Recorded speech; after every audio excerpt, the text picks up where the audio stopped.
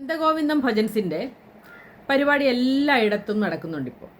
വളരെ ആരവത്തോടുകൂടി വളരെ സന്തോഷത്തോടെ ജനലക്ഷങ്ങളാണ് അവരുടെ പ്രോഗ്രാം കാണാൻ വേണ്ടിയിട്ട് അമ്പലങ്ങളിലേക്ക് പാഞ്ഞെത്തുന്നത്. എത്രയോ ദൂരെ നിന്നാലും ഒന്ന് കണ്ടാൽ മതി എന്ന് പറഞ്ഞിട്ടാണ് ഓരോരുത്തരും എത്തുന്നത്. പക്ഷേ ഇതിലൊക്കെ ചില പുഴുക്കുത്തുകളുണ്ട്. ഈ പുഴുക്കുത്തുകൾ, അതിൻ്റെ ഉള്ളിലെ ആ വിസർജ്യം, സത്യം പറഞ്ഞാൽ അത് ആരും അറിയാതെ എവിടെയെങ്കിലും പോയി തുപ്പിക്കളഞ്ഞ ഈ ഫേസ്ബുക്ക് വഴിയൊക്കെ കാർച്ചു തുപ്പുന്ന കാര്യങ്ങൾ നമ്മൾ കണ്ടുകൊണ്ടിരിക്കുകയാണ്. അതായത് ഇവരെന്താണ് ഈ കാണിക്കുന്നത്? ഈ പാട്ടൊക്കെ കേട്ടാൽ കൃഷ്ണനും ഭഗവാന്മാരും ഒക്കെ എഴുന്നേറ്റ് ഓടും, അങ്ങനെയാണ് എങ്ങനെയാണെന്നൊക്കെ പറഞ്ഞ് എന്തെല്ലാമാണ്. സത്യത്തിൽ നമുക്ക് ഒരാളോട് ദേഷ്യം തോന്നിയാൽ, നമുക്ക് അവരെക്കുറിച്ച് മോശമായിട്ട് പറയണം തോന്നിയാൽ നമ്മൾ ഇങ്ങനെ പരസ്യമായിട്ട് പറയാൻ മടിക്കും. പക്ഷേ ഇങ്ങനെയൊക്കെ പരസ്യമായിട്ട് പറയുന്നവരുടെ മനസ്ഥിതി എന്താണ് സത്യം പറഞ്ഞാൽ ഒന്ന് ആലോചിച്ച് നോക്കേണ്ടതാണ്. എനിക്ക് നന്ദഗോവിന്ദം ഭജൻസിൻ്റെ പാട്ടുകളും അവരുടെ അവതരണവും ഭയങ്കര ഇഷ്ടമാണ്.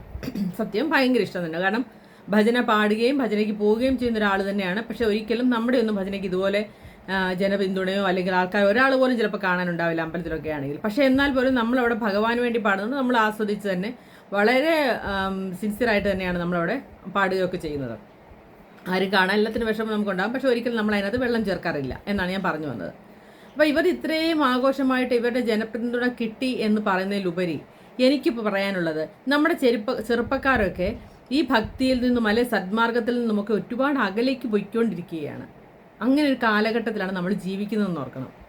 അപ്പോൾ ഇങ്ങനെ വരുന്ന ഒരു അവസരത്തിൽ ഈ ചെറുപ്പക്കാർ ഇവരുടെ പാട്ട് കേട്ട് ഇതിലേക്ക് ലയിച്ചു വരുന്നു എങ്കിൽ അതൊരു നല്ല കാര്യമായിട്ട് വേണ്ടേ കരുതാൻ എന്നാണ് എനിക്ക് ചോദിക്കാനുള്ളത്. നിങ്ങളൊന്ന് ആലോചിച്ച് നോക്കുക, എത്രമാത്രം ചെറുപ്പക്കാരാണ് ഇപ്പം ഇതിന് തുടങ്ങിയതിന് ശേഷം ഇതുപോലെ തന്നെ ഈ പറഞ്ഞ പോലെ ഒരുമിച്ച് കൂടി ഇതുപോലെ പാട്ടുകൾ പഠിച്ച് ഇപ്പം ഒരുപാട് നമുക്കിപ്പോൾ കാണാൻ സാധിക്കും.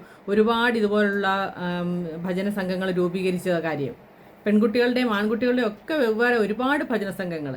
അതൊരു ഭയങ്കര ഡിവോഷണലാണ്, ഭയങ്കര സന്തോഷം തരുന്ന കാര്യമാണ്. വൈകുന്നേരം ഒത്തുകൂടി കുറച്ച് നേരം ഇതുപോലെ ഭജനപ്പാട്ടുകൾ പ്രിപ്പയർ ചെയ്യുക, അതിന് വേണ്ടിയിട്ട് നമ്മൾ സമയം ഇടുക എന്ന് പറയുന്നത് ഭയങ്കരമായിട്ടുള്ള സന്തോഷം തരുന്ന ഒരു കാര്യം തന്നെയാണെന്ന് എനിക്ക് പറയാനുള്ളത്.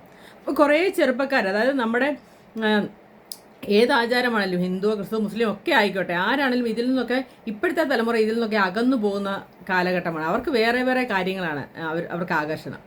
അതിൽ നിന്നും വേറിട്ട് ഇവരിലേക്ക് ആകർഷിച്ച് വരുന്നുവെങ്കിൽ അതൊരു നല്ല കാര്യമാണെന്ന് തന്നെയാണ് എൻ്റെ വിചാരം.